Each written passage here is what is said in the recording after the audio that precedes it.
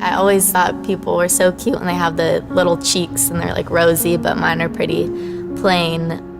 If I was gonna change one feature about my face, I would say that I would want fuller lips.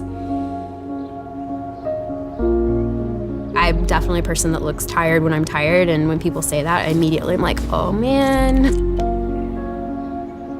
I'm starting to already get little crow's feet and stuff, which like my mom has, so yeah. I'm a forensic artist. I was trained at the FBI Academy in 1993 in composite art. Worked for the San Jose Police Department as the police artist from 1995 to 2011.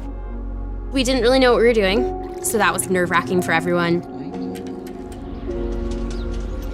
I showed up to a place I had never been and walked into this big warehouse, and at the very end, there was a guy with his back to me with a drafting board.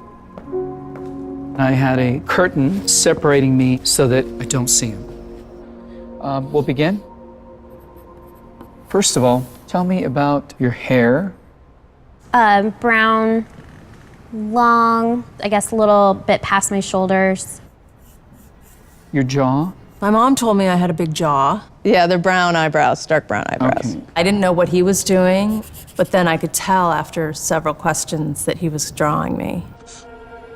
Tell me about your chin. I guess I haven't really compared it to anyone else's chin, but especially when like I smile, I just feel like it kind of protrudes a little bit. What would be your most prominent feature? I kind of have a fat, rounder face. The older I've gotten, the more freckles I've gotten.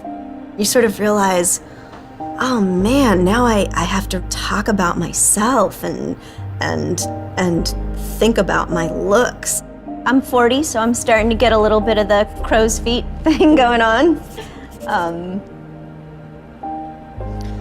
Once I get a sketch, I say thank you very much, and then they leave. I don't see them. I still didn't know.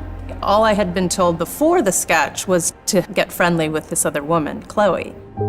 Today I'm gonna ask you some questions about a person you met earlier, and I'm gonna ask you some general questions about their face.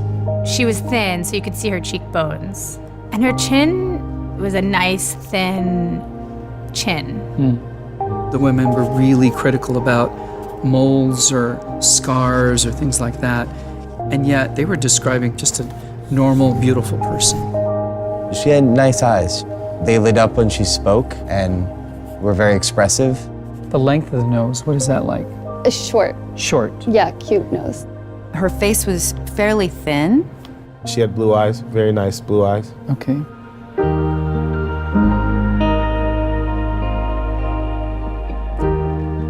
So here we go. So this is your self-described image. And then somebody else described you and I did this sketch.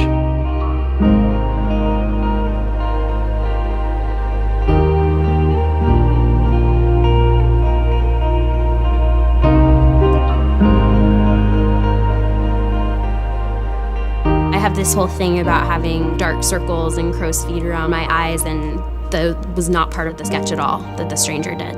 The stranger's was a little more like gentle.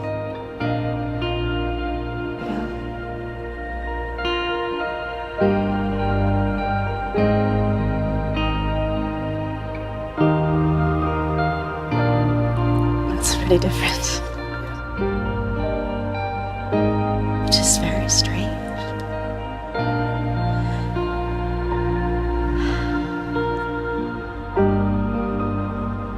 She looks closed off and fatter. She just looks kind of shut down. Sadder, too.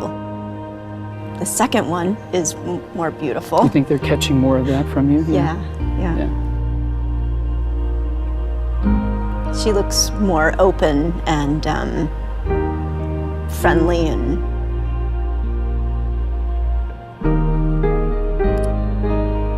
happy. I've come a long way in how I see myself, but I think I still have some way to go.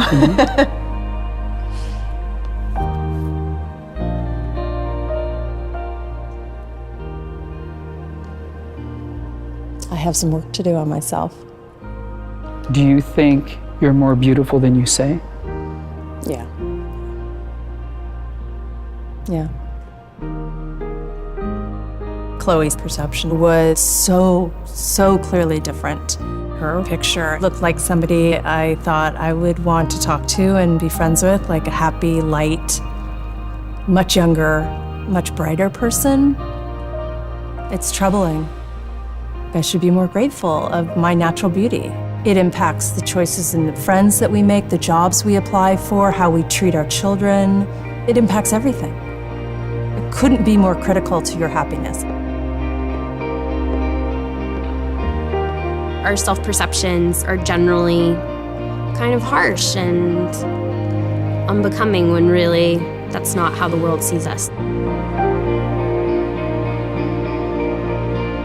We spend a lot of time as women analyzing and trying to fix the things that aren't quite right, and we should spend more time appreciating the things that we do like.